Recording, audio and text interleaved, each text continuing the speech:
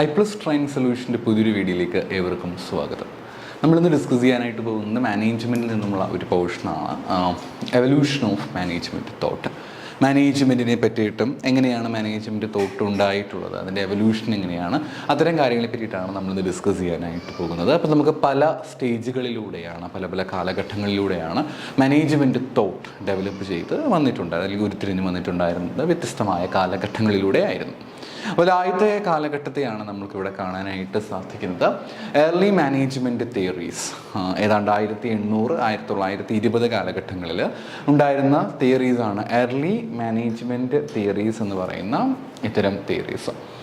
ഇതിൻ്റെ പ്രത്യേകത നിങ്ങൾക്ക് കാണാനായിട്ട് സാധിക്കും. This R focused on maximising efficiency, productivity, particular during industrial revolution. നിങ്ങൾക്ക് ആ ഒരു വാക്ക് ഓർത്ത് വെച്ചാൽ മതിയായിരിക്കും. ഇൻഡസ്ട്രിയൽ റെവല്യൂഷനൊക്കെ അതിനെ അനുബന്ധിച്ചുകൊണ്ട് തുടക്ക കാലഘട്ടങ്ങളിൽ ഉണ്ടായിരുന്ന ഒരു പോളിസി ആണ്, അല്ലെങ്കിൽ തുടക്ക കാലഘട്ടങ്ങളിൽ ഉണ്ടായിരുന്ന തിയറിയാണ് എന്ത് തിയറി എന്ന് പറഞ്ഞിരിക്കുന്നത്, ഈ പറഞ്ഞിരിക്കുന്ന ഏർലി മാനേജ്മെൻറ്റ് തിയറീസ് എന്ന് പറയുന്ന ഇത്തരം തിയറീസ്. അപ്പോൾ നിങ്ങൾ ഇതിലോർത്ത് വെക്കേണ്ട പോയിന്റ് എന്ന് പറയുന്നത് ആ ഇൻഡസ്ട്രിയൽ റെവല്യൂഷൻ എന്ന് പറയുന്ന വാക്കിന് പ്രാധാന്യം കൊടുക്കുക. ആ ഒരു വാക്കാണ് നമുക്കിവിടെ റിലവൻ്റ് ആയിട്ട് വരിക. ഇനിയിപ്പം പറയാനായിട്ടുള്ളത് സയൻറ്റിഫിക് മാനേജ്മെൻറ്റിനെ പറ്റിയിട്ടാണ്. ഇതിനകത്ത് വരുന്ന ഒന്നാണ് സയൻറ്റിഫിക് മാനേജ്മെൻറ്റ് എന്ന് പറയുന്നത്. ഒരു focused on breaking down jobs into smaller, repetitive tasks to identify the most efficient way to perform them. Time and motion studies were used to optimize workflows. FW Taylor കൊണ്ടുവന്നിട്ടുണ്ടായിരുന്നൊരു തിയറിയാണ് scientific management theory എന്നുള്ള ഈ ഒരു theory. ഇതിലെ പ്രത്യേകത എന്ന് പറയുന്നത്, നിങ്ങളുടെ ജോലി, നിങ്ങൾക്ക് എത്രയും വലിയ ജോലികളൊക്കെ ആയിരിക്കാം നിങ്ങൾക്ക് പൂർത്തിയാക്കേണ്ടതായിട്ട് വരിക. നിങ്ങൾ പൂർത്തിയാക്കേണ്ട നിങ്ങളുടെ വലിയ ജോലികൾ നിങ്ങൾ എന്ത് ചെയ്യുക, ചെറിയ കുഞ്ഞു ജോലികളാക്കി മാറ്റുക. കുഞ്ഞു ജോലികളായിട്ട് നിങ്ങളതിനെ ബ്രേക്ക് ഡൗൺ ചെയ്യുക. അങ്ങനെ ബ്രേക്ക് ഡൗൺ ചെയ്ത് കഴിഞ്ഞാൽ പിന്നെ നിങ്ങൾക്ക് അഡ്വാൻറ്റേജസ് ആണ്. ആ കുഞ്ഞു ജോലികൾ എത്രയും എഫിഷ്യൻ്റായിട്ട് ചെയ്ത് തീർത്താൽ മതിയായിരിക്കും എന്നാണ് FW ടൈലർ അഭിപ്രായപ്പെടുന്നത്. ഈ ടൈം ആൻഡ് മോഷൻ സ്റ്റഡീസൊക്കെ ഇതിനെ കണക്ട് ചെയ്തുകൊണ്ട് നമുക്ക് പറയാൻ സാധിക്കുന്ന കാര്യങ്ങളാണ്. അതേപോലെ മറ്റൊരു തിയറിയാണ്, ഇതൊക്കെ കണ്ടുപിടിച്ച ആൾക്കാരുടെ പേരുകൾ കൃത്യമായിട്ട് ഓർത്തു വെക്കണം കേട്ടോ. അടുത്തൊരു തിയറിയാണ് അഡ്മിനിസ്ട്രേറ്റീവ് തിയറി. ഹെൻറി ഫയോളാണ് അഡ്മിനിസ്ട്രേറ്റീവ് തിയറി കണ്ടുപിടിച്ചിട്ടുള്ളത്. അല്ലെങ്കിൽ അഡ്മിനിസ്ട്രേറ്റീവ് തിയറിയുടെ അത് ഇൻട്രൊഡ്യൂസ് ചെയ്ത വ്യക്തി ആരാണെന്ന് ചോദിച്ചാൽ നമുക്ക് പറയാനായിട്ട് പറ്റും, ഹെൻറി ഫയോളാണ് അത് കണ്ടുപിടിച്ചിട്ടുള്ളത്. 14 പ്രിൻസിപ്പിൾസ് ആണ് പറയുന്നത്. പിന്നെ ഓർക്കേണ്ടത്, അദ്ദേഹം കോർ മാനേജറൽ ഫംഗ്ഷൻ പലപ്പോഴും പരീക്ഷകൾക്ക് ചോദിക്കുന്നതാണ്. ഹെൻറി ഫയോളിൻ്റെ അഭിപ്രായത്തിൽ ഏതൊക്കെയാണ് ഒരു സ്ഥാപനത്തിൻ്റെ അല്ലെങ്കിൽ ഒരു ഓർഗനൈസേഷൻ്റെ കോർ പ്രിൻസിപ്പിൾസ് ഏതൊക്കെയാണെന്ന് ചോദിക്കാൻ സാധ്യതയുണ്ട്. ഏതൊക്കെയാണ്? Planning, organising, staffing, directing and controlling ആണ് വരിക. Planning, organising, staffing, directing, controlling തുടങ്ങിയ കാര്യങ്ങൾക്കെല്ലാം കൂടുതൽ ഇമ്പോർട്ടൻസ് കൊടുത്തുകൊണ്ടാണ് ഇദ്ദേഹം ഈ തിയറീസ് ഡെവലപ്പ് ചെയ്ത് വന്നിട്ടുള്ളത്. മാക്സ് വെബറിലേക്ക് വരുമ്പോഴത്തേക്ക്, പിന്നീട് ഹെൻറി ഫയോളിന് ശേഷം പിന്നീട് വന്ന വ്യക്തിയാണ് മാക്സ് വെബർ എന്ന് പറയുന്ന വ്യക്തി. അദ്ദേഹത്തിൻ്റെ തിയറിയാണ് ബ്യൂറോക്രസി. നിങ്ങൾക്ക് അറിയാമല്ലേ, ബ്യൂറോക്രസി എന്ന് പറയുമ്പോഴത്തേക്ക് കൃത്യമായിട്ടുള്ള വളരെ ക്ലിയർ ആയിട്ടുള്ള ഹൈറാർക്കീസ് ഉണ്ടായിരിക്കും. ഭയങ്കരമായിട്ട് റൂൾസ് ആൻഡ് റെഗുലേഷൻസ് വളരെ ശക്തമായിരിക്കും. ഇത്തരം കാര്യങ്ങളിൽ ലേബേഴ്സിൻ്റെ കാര്യം എടുത്തു കഴിഞ്ഞാലും എന്താ പ്രത്യേകത? ലേബേഴ്സിന് ഡിവിഷനുണ്ട്, ഹൈറാർക്കി ഉണ്ട്, ടോപ്പ്, ലോവർ, മിഡിൽ ലെവൽ എന്നുള്ള സ്ട്രക്ചർ ഉണ്ടായിരിക്കും. അത്രമേൽ ഹൈറാർക്കി ആയിട്ട് പോകുന്ന ഒന്നാണ്, ഒരു ബ്യൂറോക്രാറ്റിക് ആയിട്ടുള്ള രീതിയാണ് നമുക്ക് എവിടെ കാണാനായിട്ട് പറ്റുക, മാക്സ് വെബർ കോൺട്രിബ്യൂട്ട് ചെയ്തിട്ടുള്ളത്. അപ്പോൾ ഇതായിരുന്നു ആദ്യത്തെ നമ്മുടെ ഏർലി മാനേജ്മെൻറ്റ് തിയറീസിനകത്ത് വരുന്ന കാര്യങ്ങൾ. സയൻറ്റിഫിക് മാനേജ്മെൻ്റ് ഉണ്ട്, അഡ്മിനിസ്ട്രേറ്റീവ് തിയറി ഉണ്ട്, ബ്യൂറോക്രസിയും ഉണ്ട്. പിന്നീട് 1920 മുതൽ 1950 കാലഘട്ടങ്ങൾ വരെ ഉണ്ടായിരുന്ന ഒരു മൂവ്മെൻ്റ് ആയിരുന്നു ഹ്യൂമൻ റിലേഷൻ മൂവ്മെൻറ്റ് എന്ന് പറയുന്ന മൂവ്മെൻറ്റ്. എന്താണ് പ്രത്യേകത എന്ന് പറയുന്നത്? ഹ്യൂമൻ ഫാക്ടേഴ്സുകൾക്ക്, അല്ലെ, ബന്ധങ്ങൾക്ക് എന്ന് പറയുമ്പോഴത്തേക്ക് ഹ്യൂമൻ ഫാക്ടേഴ്സുകൾക്ക് പ്രാധാന്യം കൊടുത്തുകൊണ്ടുള്ള തിയറിയാണ് ഹ്യൂമൻ റിലേഷൻ മൂവ്മെൻറ്റ് എന്നുള്ള ഈ ഒരു തിയറി. അദ്ദേഹം കണ്ടുപിടിച്ച വളരെ ഫേമസ് ആയിട്ടുള്ള സ്റ്റഡിയാണ് ഹൗത്തോൺ സ്റ്റഡീസ് എന്ന് പറഞ്ഞിരിക്കുന്നത്. വെസ്റ്റേൺ ഇലക്ട്രിക്സ് ഹൗത്തോൺ പ്ലാന്റിലാണ് ഈ ഒരു സ്റ്റഡി അദ്ദേഹം ചെയ്തിട്ടുണ്ടായിരുന്നത്. കൂടുതലായിട്ടും ആ ഒരു പ്രൊഡക്ടിവിറ്റിയെ പറ്റിയിട്ടൊക്കെ ഒരു ഇമ്പോർട്ടൻസ് കൊടുക്കുന്ന രീതിയിൽ തന്നെയാണ് അദ്ദേഹം ആ സ്റ്റഡി ചെയ്തിട്ടുണ്ടായിരുന്നത്. അപ്പം മുൻപ് ഒരു ഇൻഡസ്ട്രിയിൽ എപ്പോഴും സയൻറ്റിഫിക് മാനേജ്മെൻ്റ് ആണ് വേണ്ടതെന്ന് വാശി പിടിക്കുമ്പോഴത്തേക്ക് ഇദ്ദേഹത്തിൻ്റെ അഭിപ്രായത്തിൽ കേവലം സയൻറ്റിഫിക് മാനേജ്മെൻറ്റ് കൊണ്ട് മാത്രം എന്ത് സംഭവിക്കുന്നില്ല, നമുക്ക് അവിടെ നല്ല രീതിയിൽ ഒരു എഫിഷ്യൻസി കൊണ്ടുവരാൻ പറ്റുകയില്ല എന്നും അതിനൊപ്പം തന്നെ ഹൗത്തോൺ സ്റ്റഡീസും വളരെയധികം ഹ്യൂമൻ റിലേഷൻസും വളരെയധികം ഇമ്പോർട്ടൻ്റ് ആണ്, ആ ഒരു മൂവ്മെൻറ്റ് വളരെയധികം ഇമ്പോർട്ടൻ്റ് ആണ് എന്ന് ഇദ്ദേഹം അഭിപ്രായപ്പെട്ടു. പിന്നെ ഹ്യൂമൻ റിലേഷൻ മൂവ്മെൻറ്റുകളെ പറ്റിയിട്ട് ഇദ്ദേഹം സംസാരിക്കാൻ തുടങ്ങി. അതായത് ആദ്യം കണ്ടുപിടിച്ചിട്ടുണ്ടായിരുന്ന ഒരു അപ്രോച്ചിൻ്റെ അടിസ്ഥാനത്തിൽ തന്നെയാണ് ഹ്യൂമൻ റിലേഷൻ മൂവ്മെൻറ്റുകളെ പറ്റിയിട്ട് ഇദ്ദേഹം അഭിപ്രായപ്പെടുകയുണ്ടായത്. എൽട്ടൺ മായോ ആണ് ശരിക്കും പറഞ്ഞു കഴിഞ്ഞാൽ ഈ ഒരു കാലഘട്ടങ്ങളിൽ ഇദ്ദേഹം ഹോത്തോൺ സ്റ്റഡീസിനകത്തും ഇമ്പോർട്ടൻസ് വരുന്നതും എൽട്ടൺ മായോ തന്നെയാണ്. അപ്പോൾ ഇവിടെയും എൽട്ടൺ മായോ ഹ്യൂമൻ റിലേഷൻ മൂവ്മെൻറ്റുമായിട്ട് ബന്ധപ്പെട്ടൊരു പേര് പറയാൻ പറഞ്ഞാൽ നമുക്ക് വളരെയധികം കൃത്യമായിട്ട് പറയാൻ സാധിക്കും എൽട്ടൺ മായോ. എൽട്ടൺ മായോ ആണ് ഹ്യൂമൻ റിലേഷനുമായിട്ട് ബന്ധപ്പെട്ട് വരുന്ന ആൾ. ഇദ്ദേഹം കൂടുതലായിട്ടും ഒരു എംപ്ലോയിയുടെ motivation, communication, group dynamics, leadership style തുടങ്ങിയിട്ടുള്ള പല കാര്യങ്ങൾക്കും ഇമ്പോർട്ടൻസ് കൊടുക്കാനായിട്ട് തുടങ്ങുകയുണ്ടായി. ഇദ്ദേഹം എന്തിനൊക്കെയാണ് ഇമ്പോർട്ടൻസ് കൊടുത്തിട്ടുണ്ടായിരുന്നത്? എംപ്ലോയീസിൻ്റെ motivation, communication, group dynamics, leadership പോലെയുള്ള പല ഫാക്ടേഴ്സുകൾക്കും പല കാര്യങ്ങൾക്കും ഇദ്ദേഹം ഇമ്പോർട്ടൻസ് കൊടുക്കാനായിട്ട് തുടങ്ങി.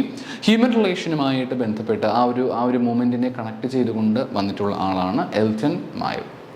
മോഡേൺ മാനേജ്മെൻറ്റ് തിയറിയിലേക്ക് വരുമ്പോഴത്തേക്ക് 1950 തുടങ്ങി ഇങ്ങോട്ടുള്ള എല്ലാ തിയറീസും എന്തിന് ഉദാഹരണമായിട്ട് പറയാൻ സാധിക്കുന്നു? മോഡേൺ മാനേജ്മെൻറ്റിന് ഉദാഹരണമായിട്ട് നമുക്ക് പറയുവാൻ സാധിക്കുന്നവയാണ്. അപ്പം ഇവിടെ കുറച്ചും കൂടെ കൂടുതലായിട്ടും നമ്മുടെ ഒരു കോംപ്ലക്സ് എൻവയോൺമെൻറ്റൽ ഓർഗനൈസേഷൻസിന് കൂടുതൽ ഇമ്പോർട്ടൻസ് കൊടുത്തുകൊണ്ട് വന്നിരിക്കുന്ന ഒന്നാണ് ഈ ഒരു തിയറി എന്ന് പറഞ്ഞിരിക്കുന്നത്. Modern management തിയറിയാണ്. 1950 മുതൽ ഇങ്ങോട്ടുള്ള എല്ലാ തിയറീസുമാണ് നമ്മൾ മോഡേൺ മാനേജ്മെൻറ്റ് തിയറി എന്ന് പറയുന്നത്.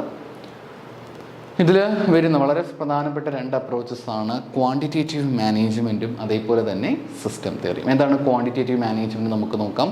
Mathematical model, statistics, computer technology തുടങ്ങിയവ ഉപയോഗിക്കുകയാണ് ചെയ്യുന്നത്. ഒരു സ്ഥാപനത്തിൽ തീരുമാനമെടുക്കുമ്പോൾ അവിടെ എന്തിനൊക്കെ ഇമ്പോർട്ടൻസ് കൊടുക്കുന്നതായിട്ട് നമുക്ക് കാണാനായിട്ട് പറ്റുന്നുണ്ട്? മാത്തമാറ്റിക്കൽ മോഡൽസിന് ഇമ്പോർട്ടൻസ് കൊടുക്കുന്നതായിട്ട് കാണാൻ സാധിക്കുന്നുണ്ട്, സ്റ്റാറ്റിസ്റ്റിക്സിന് ഇമ്പോർട്ടൻസ് കൊടുക്കുന്നുണ്ട്, അതേപോലെ തന്നെ കമ്പ്യൂട്ടർ ടെക്നോളജിക്കും ഈക്വൽ ഇമ്പോർട്ടൻസ് കൊടുക്കുന്നുണ്ട്. അപ്പോൾ ഓപ്പറേഷൻ റിസർച്ചുമായിട്ട് ബന്ധപ്പെട്ട് വരുന്ന അപ്രോച്ചാണ് ഈ പറഞ്ഞിരിക്കുന്ന ക്വാണ്ടിറ്റേറ്റീവ് മാനേജ്മെൻറ്റ് എന്ന് പറഞ്ഞിരിക്കുന്ന ഈ അപ്രോച്ച്. പിന്നീട് വന്നതാണ് സിസ്റ്റം തിയറി എന്ന് പറയുന്നത്. സിസ്റ്റം തിയറി എന്ന് പറയുമ്പോഴത്തേക്ക് ഇപ്പം നമ്മുടെ ശരീരം എന്ന് പറയുമ്പോഴത്തേക്ക് ഒരു സിസ്റ്റമായിട്ട് കണക്കാക്കാൻ പറ്റും. കാരണം നമ്മുടെ ശരീരത്തിൽ ഒരുപാട് പാർട്ടുണ്ട് അല്ലേ, ലെഗ്, ഹാൻഡ്സ്, അതേപോലെ ഇയേഴ്സ്, ഐസ് പോലെയുള്ള എല്ലാ കാര്യങ്ങളും നമുക്ക് കാണാനായിട്ട് പറ്റും. അപ്പോൾ അതുപോലെയാണ് ഒരു സ്ഥാപനം എടുക്കുമ്പോഴും ആ സ്ഥാപനത്തിൽ നമുക്ക് എന്ത് കാണാനായിട്ട് സാധിക്കും? ഇതുപോലെയുള്ള പല പല പാർട്ടുകൾ നമുക്ക് കാണുവാനായിട്ട് പറ്റും. നമുക്ക് നമ്മുടെ ഓർഗനൈസേഷനെ പല ഡിപ്പാർട്ട്മെൻറ്റുകളാക്കി മാറ്റാൻ സാധിക്കും, പല ഫങ്ഷൻസിലായിട്ട് നമുക്ക് തിരിക്കാൻ സാധിക്കും. അപ്പോൾ അങ്ങനെ തിരിച്ച ശേഷം ഓരോ ഡിപ്പാർട്ട്മെൻറ്റും ചെയ്യുന്ന കാര്യങ്ങളെ കണക്ട് ചെയ്താൽ മതിയായിരിക്കും. ഓരോ ഫങ്ഷണൽ ഏരിയാസും ചെയ്യുന്ന കാര്യങ്ങളെ പരസ്പരം കണക്ട് ചെയ്ത് കഴിഞ്ഞാൽ നമുക്കൊരു ഹോൾ സിസ്റ്റമായിട്ട് അതിനെ കണക്കാക്കുവാൻ സാധിക്കുന്നതാണ്. അപ്പോൾ അതിനെ പറ്റിയിട്ടാണ് നമുക്ക് ഏതിൽ പറയുന്നത്? സിസ്റ്റം അപ്രോച്ചിനകത്ത് പറയുന്നത്. 2 മോഡേൺ അപ്രോച്ചസിനകത്ത് വരുന്നവയാണ്. പിന്നെയുള്ളതാണ് കണ്ടിജൻസി തിയറി. കണ്ടിജൻസി തിയറി എന്ന് പറയുമ്പോഴത്തേക്ക് വളരെ സിമ്പിളായിട്ട് നമുക്ക് പറയാനായിട്ട് പറ്റും.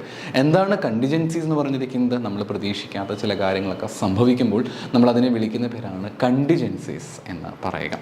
എന്ത് വേണമെങ്കിലും എപ്പോൾ വേണമെങ്കിലും ഉണ്ടാകാൻ സാധ്യതയുണ്ട് അല്ലേ. അപ്പോൾ അങ്ങനെ വരുമ്പോഴത്തേക്ക് ഇത്തരം ഒരു പ്രശ്നങ്ങൾ ഉണ്ടാകുമ്പോൾ അല്ലെങ്കിൽ നമ്മൾ പ്രതീക്ഷിക്കാത്ത ചില കാര്യങ്ങളൊക്കെ സംഭവിക്കുമ്പോഴത്തേക്ക് അനുയോജ്യമായ രീതിയിൽ മാത്രമേ നമുക്ക് മാനേജ്മെൻറ്റ് മുന്നോട്ട് കൊണ്ടുപോകാനായിട്ട് പറ്റുകയുള്ളൂ എന്നാണ് പറയുന്നത്.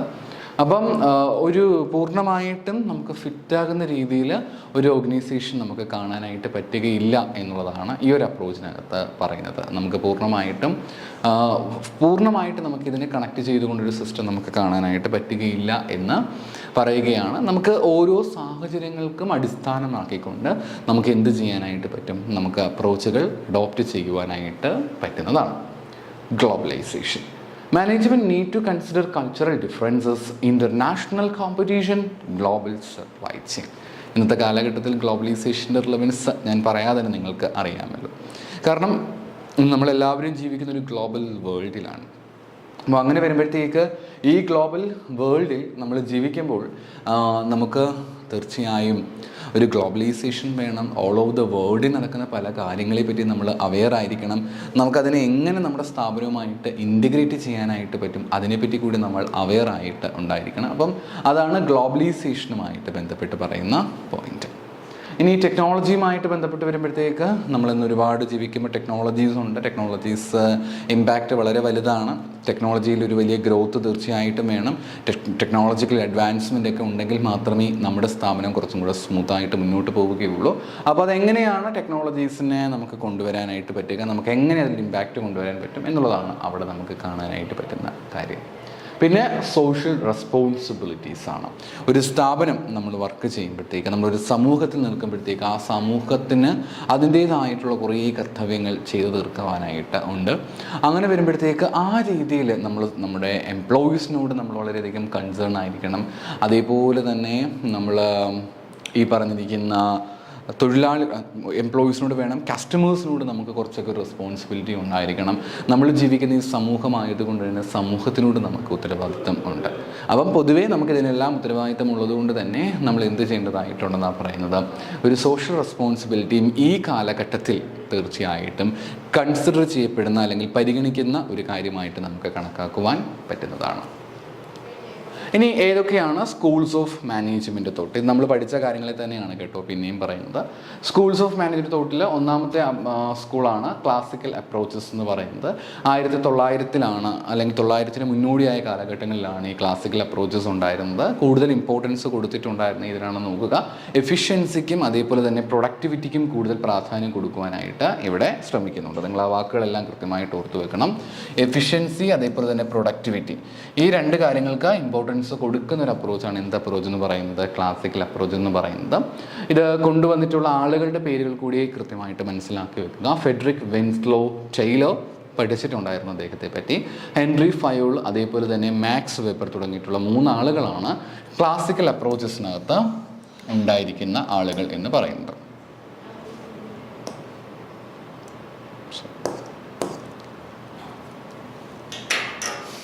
പിന്നെ അവർ കൂടുതൽ ഇമ്പോർട്ടൻസ് കൊടുത്തിട്ടുണ്ടായിരുന്ന ഐഡിയാസ് പഠിച്ച കാര്യം തന്നെയാണ്. ടൈലറിൻ്റെ അഭിപ്രായത്തിലേക്ക് വരുമ്പോഴത്തേക്ക് സയൻറ്റിഫിക് മാനേജ്മെൻറ്റിന് വലിയ ഇമ്പോർട്ടൻസ് കൊടുക്കുന്നുണ്ടായിരുന്നു. നമ്മുടെ ആകെയുള്ള ജോലിയെ കൃത്യമായിട്ട് അനലൈസ് ചെയ്തുകൊണ്ട് ഒരു ജോലി എങ്ങനെ ഏറ്റവും എഫിഷ്യൻ്റ് ആയിട്ട് ചെയ്തു തീർക്കാനായിട്ട് പറ്റും, ഏറ്റവും പ്രൊഡക്റ്റീവായിട്ട് നമുക്ക് എങ്ങനെ ചെയ്തു തീർക്കാനായിട്ട് പറ്റും എന്നുള്ളതാണ് സയൻറ്റിഫിക് മാനേജ്മെൻറ്റിൽ നമുക്ക് കാണാനായിട്ട് പറ്റുക. അതേപോലെ അഡ്മിനിസ്ട്രേറ്റീവ് തിയറി എന്ന് പറയുമ്പോഴത്തേക്ക് ഹെൻറി ഫയോൾ കൊണ്ടുവന്ന തിയറിയാണ് അഡ്മിനിസ്ട്രേറ്റീവ് തിയറി എന്ന് പറഞ്ഞിരിക്കുന്നത്. 14 പ്രിൻസിപ്പിൾസ് അദ്ദേഹം കൊണ്ടുവരികയുണ്ടായി. ഈ പ്രിൻസിപ്പിൾ തന്നെ പ്ലാനിങ്ങിനെ പറ്റിയിട്ടും ഓർഗനൈസിങ്ങിനെ പറ്റിയും സ്റ്റാഫിംഗ് ഡയറക്റ്റിംഗ് കൺട്രോളിങ്ങിനെ പറ്റിയിട്ടൊക്കെ ഇദ്ദേഹം കൃത്യമായിട്ടും പറയുകയും ചെയ്യുന്നുണ്ട്. അപ്പോൾ ആ 14 പ്രിൻസിപ്പിൾസാണ് ഹെൻറി ഫയോൾ കൊണ്ടുവന്നിട്ടുണ്ടായിരുന്ന പ്രിൻസിപ്പിൾസ്. പിന്നെ വെബറിലേക്ക് വരുമ്പോഴത്തേക്ക് ഞാൻ പറഞ്ഞു കഴിഞ്ഞ പോയിന്റ് തന്നെയാണ്. ഹൈറാർക്കി ആയിട്ട് ഉള്ള രീതിയാണ് നമുക്ക് കാണാനായിട്ട് പറ്റുക. വളരെയധികം കൃത്യമായ റൂൾസ് ഉണ്ടായിരിക്കും, ലേബേഴ്സ് ഡിവിഷൻസ് ഉണ്ടായിരിക്കും. ആ രീതിയായിട്ട് നമുക്ക് കുറച്ചുകൂടെ കോംപ്ലിക്കേറ്റഡ് ആയിട്ട് വരുന്ന ഓർഗനൈസേഷൻസിൽ, ലാർജായിട്ട് വരുന്ന ഒരുപാട് നമ്പേഴ്സ് ഓഫ് ആളുകളൊക്കെയുള്ള ഓർഗനൈസേഷനിലാണിത് യൂസ് ചെയ്യുന്നത്. രണ്ടാമത്തതാണ് 920 മുതൽ 50 വരെയുള്ള ഹ്യൂമൻ റിലേഷൻ അപ്രോച്ച് അല്ലെങ്കിൽ ആ ഒരു സ്കൂൾ എന്ന് പറയുന്നത്. ഇവിടെ കൂടുതലും ഒരു മനുഷ്യൻ്റെ ഹ്യൂമൻ ആസ്പെക്റ്റുകൾക്കും അതേപോലെ തന്നെ മോട്ടിവേഷനും ഒക്കെയാണ് ഇവിടെ കൂടുതൽ പ്രാധാന്യം കൊടുക്കുന്നത്. ഇത് കണ്ടുപിടിച്ച ആളുകളുടെ പേരുകൾ ഓർത്തു വെക്കുക. എൽട്ടൺ മായോ, അബ്രഹാം മാഷ്ലോ, ഫെഡറിക് ഹെച്ച്ബർഗ് ആണ് ഈ പറഞ്ഞ കാര്യങ്ങളൊക്കെ കണ്ടുപിടിച്ചിട്ടുണ്ടായിരുന്നത്. ഇദ്ദേഹത്തിൻ്റെ പ്രധാനപ്പെട്ട ഐഡിയാസിലേക്ക് വരുമ്പോഴത്തേക്ക് കൂടുതലായിട്ടും വർക്കേഴ്സിൻ്റെ satisfaction, social interaction, human motivation, human relation തുടങ്ങിയിട്ടുള്ളവനൊക്കെ കൂടുതൽ ഇമ്പോർട്ടൻസ് ഇവർ കൊടുക്കുന്നുണ്ട്. ഒരു പ്യുവറായിട്ടുള്ള സയൻറ്റിഫിക് അപ്രോച്ച് കൊണ്ടുവന്ന് കഴിഞ്ഞാൽ വളരെയധികം ബുദ്ധിമുട്ടായിരിക്കും എന്ന് ഇവർ പറയുകയും ചെയ്തു. നമ്മൾ പഠിച്ച 2 കാര്യങ്ങൾ തന്നെയാണ് ഇവിടെയും പറയുന്നത്. എൽട്ടൺ മായോ കണ്ടുപിടിച്ചിട്ടുള്ള ഹോത്തോൺ സ്റ്റഡീസും അതേപോലെ അദ്ദേഹം പറഞ്ഞിട്ടുണ്ടായിരുന്ന ഹ്യൂമൻ റിലേഷൻ അപ്രോച്ചിനെ പറ്റി തന്നെയാണ് നമുക്ക് എവിടെയും കാണാൻ സാധിക്കുന്നത്, ഈ ഒരു അപ്രോച്ചിൽ കാണാൻ പറ്റുക. ഇനി അതുകൂടാതെ നമുക്ക് ചില കാര്യങ്ങൾ കൂടി നമുക്കിവിടെ കാണാനായിട്ട് പറ്റും. ഒന്ന് മാഷ്ലൂസ്, എബ്രഹാം മാഷ്ലൂസിൻ്റെ വളരെ ഫേമസ് ആയ ഒരു ഹൈറാർക്കി ഉണ്ട്. ഒരു മനുഷ്യന് ഏറ്റവും അത്യന്താപേക്ഷികമായിട്ട് വേണ്ടത് കഴിക്കുവാൻ ആഹാരവും കുടിക്കുവാൻ വെള്ളവും ശ്വസിക്കുവാൻ വായുമൊക്കെയാണ് എന്നാണ് എബ്രഹാം മാഷ്ലോസ് പറയുന്നത്. അത് ഓക്കെ ആണെങ്കിൽ മാത്രമേ അടുത്ത തലങ്ങളിലേക്ക് ഒരു മനുഷ്യൻ്റെ ആഗ്രഹങ്ങൾ പോവുകയുള്ളൂ എന്ന് അഭിപ്രായപ്പെട്ട വ്യക്തിയാണ് എബ്രഹാം മാഷ്ലോ. അപ്പോൾ അദ്ദേഹമാണ് ഈ പറഞ്ഞ മാഷ്ലൂസിൻ്റെ ഹൈറാർക്കി ഓഫ് നീഡ് കണ്ടുപിടിച്ചിട്ടുള്ളത്. ഫിസിയോളജിക്കൽ നീഡായിരിക്കും ആദ്യം ഒരു വ്യക്തിക്ക് ഉണ്ടായിരിക്കുക, പിന്നീട് സെക്യൂരിറ്റി നീഡ് കൂടെ വരും കേട്ടോ. ഫിസിയോളജിക്കൽ കഴിഞ്ഞാൽ പിന്നെ സെക്യൂരിറ്റി നീഡ് വരും. അതിനുശേഷം ആ വ്യക്തി അതും സാറ്റിസ്ഫൈഡ് ആണെങ്കിൽ മാത്രമേ സോഷ്യൽ നീഡ്സിലേക്ക് പോവുകയുള്ളൂ. പിന്നീട് എസ്റ്റീം നീഡിലേക്കും ഏറ്റവും അവസാനമായിട്ട് സെൽഫ് ആക്ച്വലൈസേഷൻ നീഡിലേക്കുമായിരിക്കും ഒരു വ്യക്തി പോവുക. ഇങ്ങനെ അഭിപ്രായപ്പെട്ടത് മാഷ്ലോ ആണ്. അദ്ദേഹത്തിൻ്റെ തിയറിയാണ് മാഷ്ലോസ് നീഡ് ഹൈറാർക്കി തിയറി എന്ന് പറയുക. പിന്നെ ഹേഴ്സ്ബർഗിൻ്റെ 2 ഫാക്ടർ തിയറി ഉണ്ട്. ഹേഴ്സ്ബർഗിൻ്റെ 2 ഫാക്ടർ തിയറി ഇവിടെ കൃത്യമായിട്ടും ചില ഫാക്ടേഴ്സുകളെ പറ്റി പറഞ്ഞിട്ടുണ്ട്. അതായത് ഹൈജീൻ ഫാക്ടേഴ്സിനെ പറ്റി പറഞ്ഞിട്ടുണ്ട്.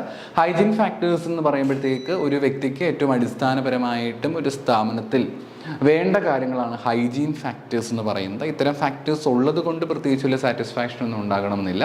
പക്ഷേ ഇല്ലാതെ പോവുകയാണെങ്കിൽ തീർച്ചയായിട്ടും ഒരു വലിയ ഡിസാറ്റിസ്ഫാക്ഷൻ ഉണ്ടായിരിക്കും.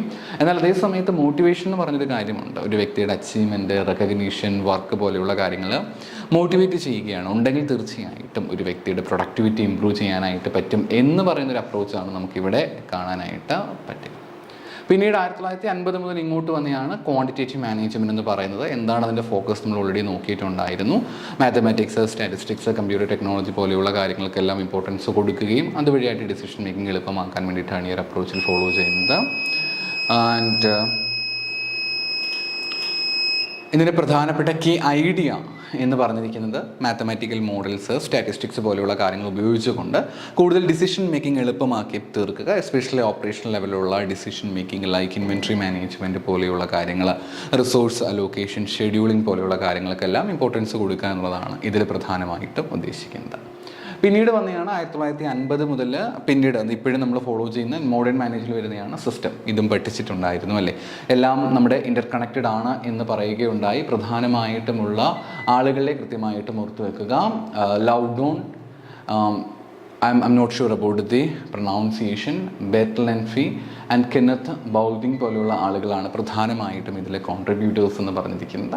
ഇവിടെ ഞാൻ പറഞ്ഞു, നമ്മുടെ ഓർഗനൈസേഷനെ നമുക്ക് പല പല കമ്പോണൻസുകളായിട്ട് തിരിക്കുവാനായിട്ട് സാധിക്കും. ഈ കമ്പോണൻസുകളെല്ലാം കൂടെ ചേർത്ത് നമുക്ക് ഫോം ചെയ്ത് വരുമ്പോഴാണ് നമുക്ക് അവിടെ എന്തുണ്ടാകുന്നത്, നമുക്കൊരു സിസ്റ്റം നമുക്ക് കാണാനായിട്ട് പറ്റുക. അപ്പം ചെറിയ ചെറിയ കമ്പോണൻറ്റുകൾ നമ്മൾ വിളിക്കുന്ന പേരാണ് സബ് കമ്പോണൻസ്. ഈ സബ് കമ്പോണൻസ് എല്ലാം കൂടെ ഒരുമിച്ച് ചേരുമ്പോൾ നമുക്ക് കാണാൻ സാധിക്കുന്നതാണ് ഹോൾ സിസ്റ്റം. സബ് സിസ്റ്റം എല്ലാം കൂടെ ഒരുമിച്ച് വരുമ്പോൾ നമുക്ക് കാണുന്നതാണ് ഹോൾ സിസ്റ്റം എന്ന് പറയുന്നത്. പിന്നീട് വന്നിട്ടുള്ളൊരു അപ്രോച്ചാണ് കണ്ടിജൻസി തിയറി അല്ലെങ്കിൽ കണ്ടിജൻസി അപ്രോച്ച് എന്ന് പറയുന്നത്. ഇത് ഞാൻ പഠിച്ചിട്ടുള്ള കാര്യമാണ്. എല്ലായ്പ്പോഴും എല്ലാ കാലത്തും നമുക്ക് ഒരേ രീതി ഉപയോഗിച്ചുകൊണ്ട് കാര്യങ്ങൾ ചെയ്യുവാനായിട്ട് പറ്റുകയില്ല അല്ലേ.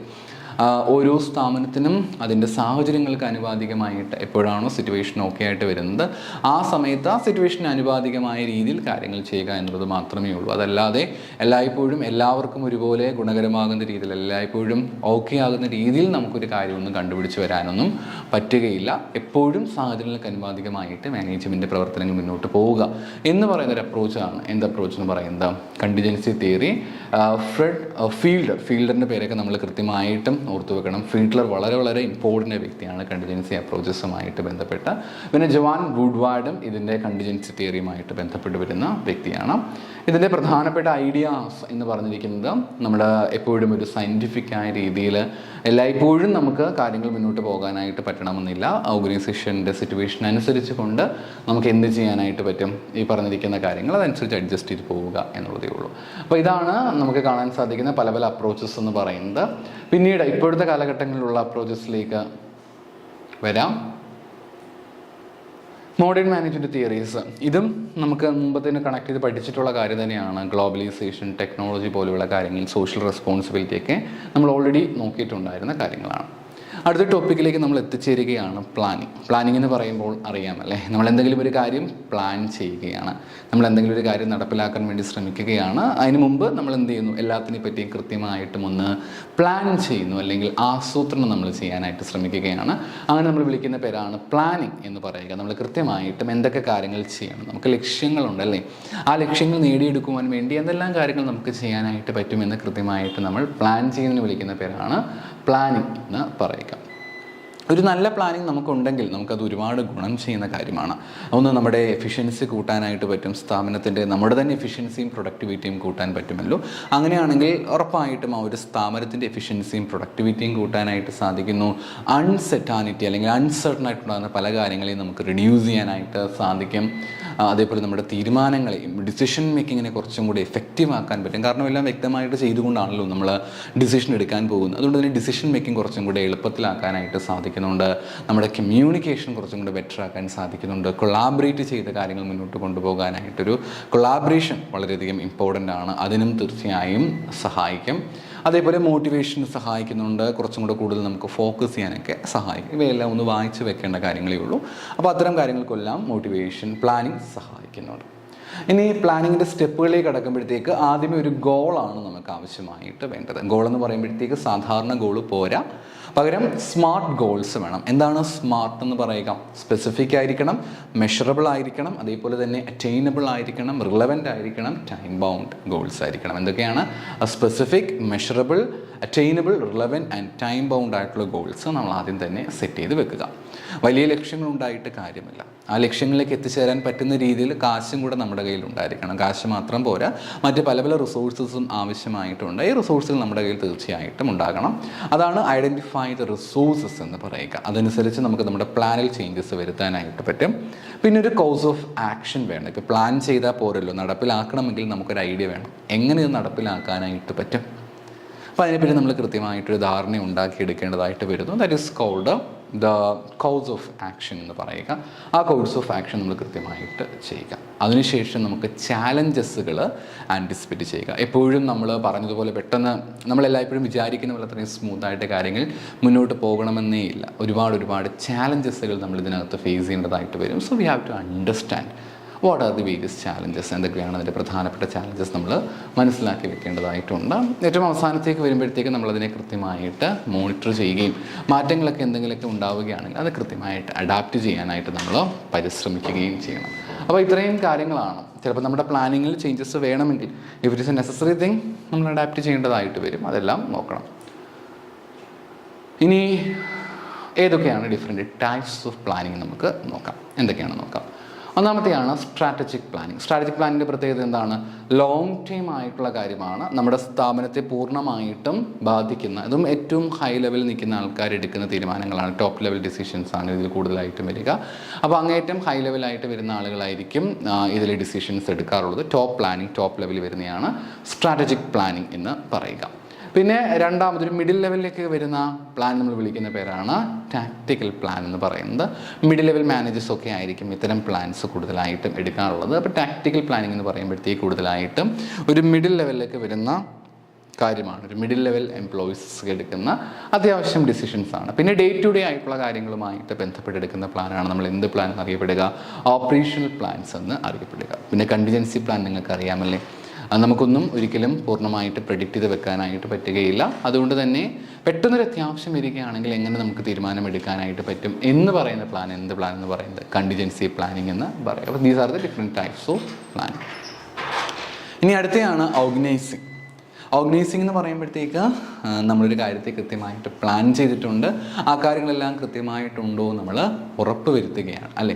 അറേഞ്ച് ചെയ്യുകയാണ്, റിസോഴ്സുകളെ അറേഞ്ച് ചെയ്യുന്നു, ആളുകളെ അറേഞ്ച് ചെയ്യുന്നു, എല്ലാ കാര്യങ്ങളും സ്മൂത്തായിട്ട് നടക്കുന്നുണ്ടോ എന്ന് നമ്മൾ കൃത്യമായിട്ടൊന്ന് പ്ലാൻ ചെയ്ത് അറേഞ്ച് ചെയ്ത് പോകുന്നത് നമ്മൾ വിളിക്കുന്ന പേരാണ് ഓർഗനൈസിങ് എന്ന് പറയുക. എല്ലാത്തിനെയും പ്രോപ്പറായിട്ടൊന്ന് അറേഞ്ച് ചെയ്യുകയാണ്, ഒന്ന് ഓർഗനൈസ് നമ്മൾ വിളിക്കുന്ന പേരാണ് ഓർഗനൈസിങ് എന്ന് പറയുന്നത്. ഒരുപാട് ബെനിഫിറ്റുകളുണ്ട് കേട്ടോ ഓർഗനൈസിങ്ങിനെ സംബന്ധിച്ച്. ഒന്നാമതായിട്ട് എഫിഷ്യൻസി തീർച്ചയായിട്ടും കൂട്ടാനായിട്ട് പറ്റുന്നുണ്ട്. ക്ലാരിറ്റി കുറച്ചും കൂടെ വർദ്ധിപ്പിക്കുവാനായിട്ട് സാധിക്കും. നമ്മുടെ ഫോക്കസുകൾ കുറച്ചും കൂടെ കൂട്ടാനായിട്ട് പറ്റും. ഇതൊക്കെ ഒന്ന് വായിച്ചു വെക്കേണ്ട കാര്യങ്ങളേ ഉള്ളൂ.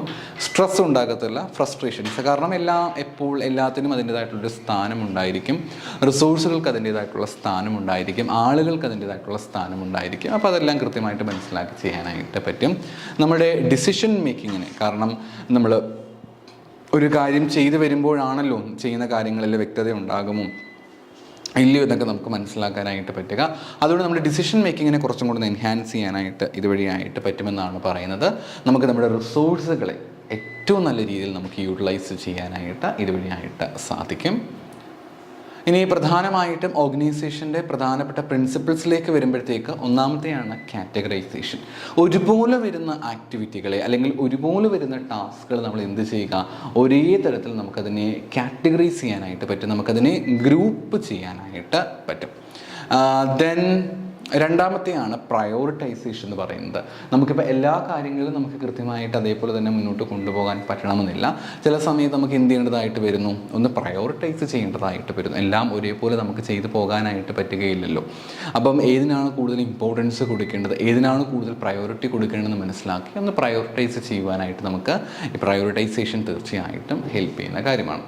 പിന്നെ ഡെലിഗേഷനാണ്. പറ്റുന്നിടത്തോളം നമുക്ക് എന്ത് ചെയ്യാം, നമ്മുടെ ജോലികൾ താഴെ തട്ടുകളിലേക്ക് നമുക്ക് ഡെലിഗേറ്റ് ചെയ്യാനായിട്ട് പറ്റുന്നു. ടോപ്പ് മാനേജേഴ്സും മറ്റുമൊക്കെ ആണെങ്കിൽ അവരുടെ ജോലി അങ്ങോട്ട് കൊടുക്കാനായിട്ട് പറ്റുന്നു, ലോവർ ലെവലിലേക്ക് ഡെലിഗേറ്റ് ചെയ്ത് കൊടുക്കുവാനായിട്ട് പറ്റും. അതെല്ലാം ഓർഗനൈസേഷൻ്റെ പാർട്ടായിട്ട് വരുന്നവയാണ്. ലേബലിംഗ് ആണ് പറഞ്ഞിരിക്കുന്നത്. ഇപ്പോൾ ഫിസിക്കൽ ഒബ്ജക്ട്സ് മറ്റുമൊക്കെ ഉണ്ട് എങ്കിൽ അവയൊക്കെ ഒന്ന് മനസ്സിലാക്കി എടുക്കാനായിട്ടും അവയെല്ലാം പ്രോപ്പറായിട്ടൊന്ന് അറേഞ്ച് ചെയ്യാനായിട്ട് നമുക്ക് എന്ത് ചെയ്യാനായിട്ട് പറ്റും, ലേബൽ ചെയ്ത് വെക്കാമെങ്കിൽ കുറച്ചും കൂടി എളുപ്പത്തിൽ നമുക്കത് കാര്യങ്ങൾ സ്മൂത്തായിട്ട് പോകും. അടുത്തയാണ് സ്റ്റാൻഡർഡൈസേഷൻ. അതായത് നമ്മുടെ ഒരു കൺസിസ്റ്റൻറ്റ് സിസ്റ്റം നമുക്കുണ്ടായിരിക്കണം. നമ്മുടെ ജോലികൾ അസൈൻ ചെയ്ത് കൊടുക്കുന്ന കാര്യത്തിലാണെങ്കിലും ജോലികളെ ഗ്രൂപ്പ് ചെയ്യുന്ന കാര്യത്തിലാണെങ്കിലും പ്രയോറിറ്റൈസ് ചെയ്യുന്ന കാര്യത്തിലാണ് ഒരു കൺസിസ്റ്റൻസി തീർച്ചയായും ഉണ്ടായിരിക്കണം. ഒരു സ്റ്റാൻഡർഡൈസേഷൻ നമുക്കവിടെ കാണുവാനായിട്ട് പറ്റിയിരിക്കണം. പിന്നെ അടുത്തയാണ് ഡീക്ലട്ടറിങ് എന്ന് പറഞ്ഞിരിക്കുന്നത്. അതായത് നമ്മൾ കാര്യങ്ങൾ ചെയ്ത് വരുമ്പോഴത്തേക്ക് നമുക്ക് ഒരുപാട് അനാവശ്യമായിട്ടുള്ള കാര്യങ്ങൾ ഉണ്ടായിരിക്കും, അൺവാണ്ടഡ് ആയിട്ടുള്ള കാര്യങ്ങൾ ഉണ്ടായിരിക്കും. അത്തരം കാര്യങ്ങളൊക്കെ നമ്മൾ ഒഴിവാക്കുക എന്നുള്ളതാണ് ഡീക്ലട്ടറിങ് കൊണ്ട് ഉദ്ദേശിക്കുന്നത്. ഇനി പ്രധാനമായിട്ട് നമുക്ക് ഉപയോഗിക്കാൻ സാധിക്കുന്ന ചില ടെക്നിക്സുകളും ടൂൾസും കൂടി നമുക്കൊന്ന് നോക്കാം.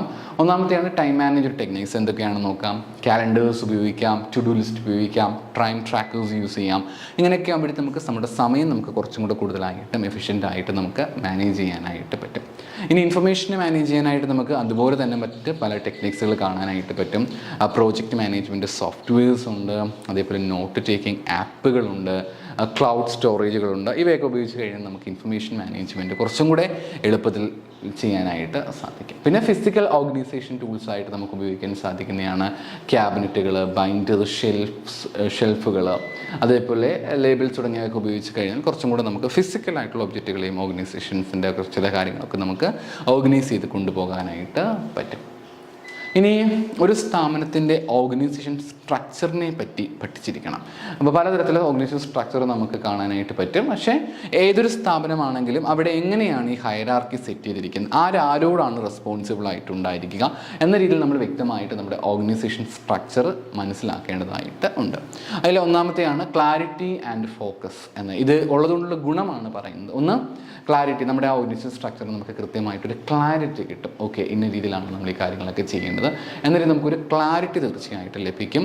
നമ്മുടെ പ്രൊഡക്ടിവിറ്റി കുറച്ചും കൂടി ഇമ്പ്രൂവ് ചെയ്യാനായിട്ട്, നമ്മുടെ എഫിഷ്യൻസി കൃത്യമായിട്ടും ഇമ്പ്രൂവ് ചെയ്യാനൊക്കെ ആയിട്ട് പറ്റും. ഇതിന് നമുക്ക് കോമൺ ആയിട്ട് പറയുന്നവയാണ്. അടുത്ത സ്കാലബിലിറ്റി ആൻഡ് ഗ്രോത്ത്. നമ്മുടെ വളർച്ചയ്ക്ക് തീർച്ചയായിട്ടും ഇതാവശ്യമായിട്ടുള്ള ഒരു കോൺസെപ്റ്റാണ് ഓർഗനൈസേഷൻ സ്ട്രക്ചർ എന്ന് പറയുന്നത്. പിന്നെ എംപ്ലോയി സാറ്റിസ്ഫാക്ഷൻ ഉണ്ടായിരിക്കും. കാരണം ഹയറാർക്കി സെറ്റ് ചെയ്യുമ്പോൾ തന്നെ ആർക്ക് റിപ്പോർട്ട് ചെയ്യണം എന്നൊക്കെയുള്ള കാര്യം വരുമ്പോഴത്തേക്ക് ആ ഒരു സാറ്റിസ്ഫാക്ഷൻ തീർച്ചയായിട്ടും കിട്ടും. ഇനി നമുക്ക് ഏറ്റവും കോമൺ ആയിട്ട് കാണാൻ സാധിക്കുന്ന ചില ഓർഗനൈസേഷൻ സ്ട്രക്ചറുകളെ പറ്റി ഒന്ന് പഠിക്കാം. ഒന്നാമത്തെയാണ് ഹൈറാർക്കിക്കൽ സ്ട്രക്ചർ, അല്ലെങ്കിൽ അതിനെ വിളിക്കുന്ന മറ്റൊരു പേരാണ് പിരമിഡ് സ്ട്രക്ചർ എന്ന് പറയും.